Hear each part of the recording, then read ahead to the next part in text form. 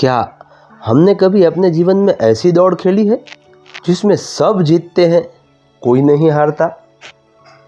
एक बार की बात है, एक युवा खिलाड़ी था जो केवल सफलता को ही अपने जीवन का लक्ष्य समझता था। उसके लिए जीत ही सब कुछ थी और सफलता सिर्फ जीत से मापी जाती थी। एक दिन वह युवा अपने छोटे से गांव में दौड़ की प्रतियोगिता के लिए खुद को तैयार कर रहा था। प्रतिस्पर्धा वाले दिन उसके साथ दो और युवा भी प्रतिस्पर्धा में उतर रहे थे। खेल को देखने के लिए गांव में बहुत भारी भीड़ इकट्ठी हो गई थी। प्रतिस्पर्धा को देखने के लिए एक बुद्धिमान बुजुर्ग व्यक्ति भी बहुत दूर से यात्रा करके आए थे। उन्होंने इस लड़के के बारे में बहुत सुन रखा था। दौड़ प्रारंभ हुई और कुछ ही समय में ऐसा लग रहा था कि यह प्रतिस्पर्धा अपने अंतिम चरण के बहुत करीब पहुंच गई है। तभी उस लड़के ने एक गहरी सांस ली और अपनी दृढ़ संकल्प शक्ति और ताकत का आह्वान किया और जीत की रेखा को पार करके वह पहले स्थान पर आ गया। भीड़ बहुत उत्साहित थी और उस लड़के की जीत पर तालियां बजा रही थी और खुशी से उस लड़के की तरफ हाथ हिला रही थी। लेकिन वह बुद्धिमान बुजुर्ग व्यक्ति शांत बैठे हुए थे और उनके चेहरे पर किसी भी तरह के कोई भाव नहीं थे। हालांकि वह लड़का अपनी जीत पर गर्व महसूस कर रहा था। अब एक दूसरी दौड़ प्रारंभ हुई और दो नए युवा उस लड़के को चुनौती देने के लिए सामने आए। दौड़ शुरू हो गई थी और उस छोटे लड़के ने एक बार फिर अपनी जीत निश्चित की। भीड़ फिर खुशी से झूम उठी और लड़के ने अपना हाथ हिला करके अपनी जीत पर गर्व महसूस किया। बुद्धिमान व्यक्ति शांत बैठे रहे। उनके चेहरे पर फिर से कोई भाव नहीं था। हालांकि छोटा लड़का अपनी जीत पर गर्व महसूस कर रहा था। एक और दौड़। फिर भीड़ ने बुद्धिमान लड़के से गुहार लगाई। बुद्धिमान व्यक्ति अपनी जगह से उठ करके मैदान में आए और छोटे लड़के को नई चुनौती देने के लिए अपने साथ एक बुजुर्ग कमजोर महिला और एक अंधे व्यक्ति को लाए। यह क्या है? छोटे लड़के ने पूछा। इनके साथ कोई दौड़ नहीं हो सकती। उस लड़के ने कहा। दौड़ प्रारंभ करो, बुद्धिमान व्यक्ति ने कहा। अब दौड़ शुरू हो गई थी और लड़के ने कुछ ही समय में ही दौड़ जीत ली। अन्य दो प्रतिस्पर्धी शुरुआती रेखा पर ही खड़े थे। छोटा लड़का खुश था। उसने खुशी से अपना हाथ उठाया, लेकिन अब भीड़ एकदम से शांत थी। छोटे लड़के के प्रति कोई उत्साह की भावना नहीं दिखा रही थी। क्या हुआ है? मेरी इस सफलता में लोग क्यों नहीं जुड़ रहे?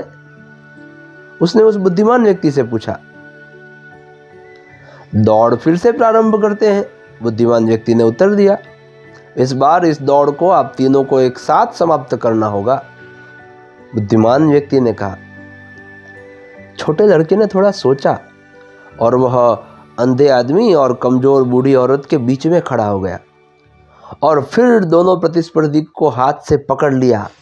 दौड़ शुरू हुई और छोटा लड़का धीरे धीरे उन दोनों प्रतिस्पर्धी का हाथ थामे धीमी गति से जीत की अंतिम रेखा तक पहुंच गया और उसे पार कर गया। भीड़ उत्साहित और खुश हो गई और लड़के ने जीत की खुशी में अपना हाथ लहराया। बुद्धिमान व्यक्ति सिर हिलाते हुए धीरे से मुस्कुराए। छोटा लड़का गर्व महसूस कर रहा था। लड़के ने बुजुर्ग व्यक्ति से पूछा, मुझे समझ नहीं आ रहा है कि भीड़ हम तीनों में से किसकी जीत के लिए खुशियां मना रही है। बुद्धिमान व्यक्ति ने छोटे लड़के की आंखों में देखा, लड़के के कंधों पर हाथ रखा और धीरे से उत्तर दिया, इस दौड़ में आपने किसी भी अन्य दौड़ से कहीं अधिक जीत हासिल की है और इस प्रतियोगिता में भीड़ किसी एक विजेता के लिए खुश नहीं हो रही है। हम अपने जीवन में देखें कि हम किस लिए दौड़ रहे हैं। क्या हम सिर्फ सफलता के भूखे हैं? क्या जीतना ही हमारे लिए हमारे जीवन की सफलता का एकमात्र मापदंड है? हम किसके खिलाफ दौड़ रहे हैं?